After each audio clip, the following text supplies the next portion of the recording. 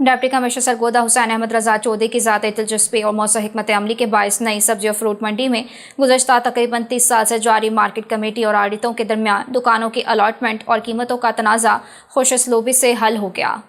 ये तनाज़ा नई सब्जी मंडी के क़याम के वक्त पैदा हुआ था, जब दुकानों की अलॉटमेंट और कीमतों के मामलात पर इख्तलाफात सामने आए और मामला अदालतों तक जा पहुंचा।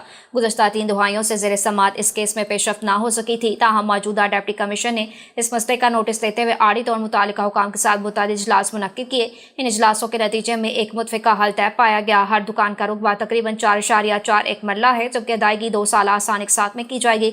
इस मुआहदे के बाद आड़ितों ने अदालतों में ज़ेर इल्तवाम मुकदमात वापस लेने पर भी इत्तफाक किया। इस सिलसिले में मुनक़िदा इजलास में DG PAMRA Zeeshan Nasrullah Ranjha, additional deputy commissioner headquarter Mohammad Arshad Battu, assistant commissioner Ahmed Sheikh Kondal, director PAMRA Waseem Bhatti, secretary market committee Lahore Shahzad Cheema और एडीए तारिक महमूद समेत दीगर ऑफिसरान शरीक हुए।